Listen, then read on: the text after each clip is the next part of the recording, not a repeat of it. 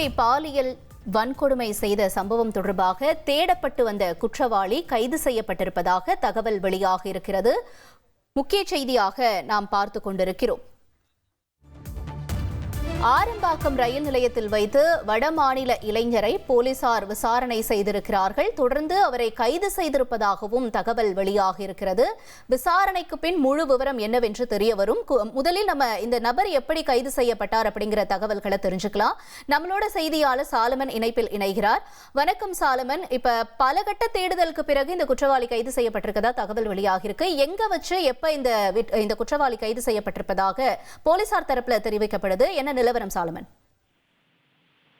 திருவள்ளூர் மாவட்டம் கும்மிடிப்பூண்டி அருகே பள்ளி முடிந்து வீட்டிற்கு சென்ற 10 வயது சிறுமி பாலியல் வன்கொடுமைக்கு ஆளாக்கப்பட்டார். குறிப்பாக கடந்த 12ஆம் தேதி இந்த சம்பவமானது நடந்தது. இந்த சம்பவமானது தமிழகம் முழுவதுமே பெரும் அதிர்வலையை ஏற்படுத்தியது. குறிப்பாக இந்த நபர் யார் என்பது தொடர்பான ஒரு சிசிடிவி காட்சிகளையும் வெளியானது. அந்த நபர் கடத்தி சென்று முட்புதர்ல அந்த சிறுமிக்கு பாலியல் வன்கொடுமை செய்யப்பட்ட அந்த சிசிடிவி காட்சிகளும் வெளியாகி பெரும் பரபரப்பை ஏற்படுத்தியது. இது தொடர்பான சிசிடிவி காட்சிகள் மற்றும் அந்த குற்றவாளி நபரோட புகைப்படமும் வெளியானது.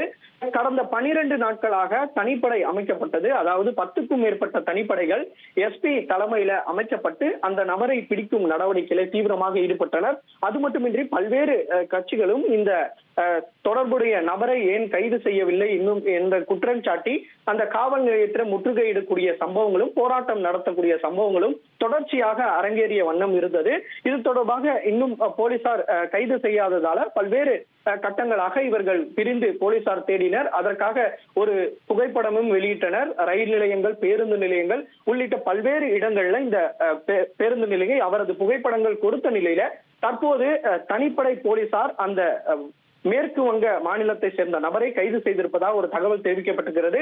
ஆரம்பாக்கம் ரயில் நிலையத்தில் அந்த நடைமேடையில படுத்திருந்த அந்த நபரை கைது செய்திருப்பதாக ஒரு தகவலானது தெரிவிக்கப்பட்டிருக்கிறது.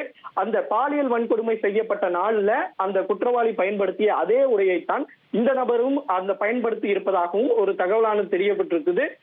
அதே உடையில தற்போது கைது செய்யப்பட்டு அவரிடம் இந்த விசாரணையானது நிகழ்த்தப்பட்டு வருகிறது.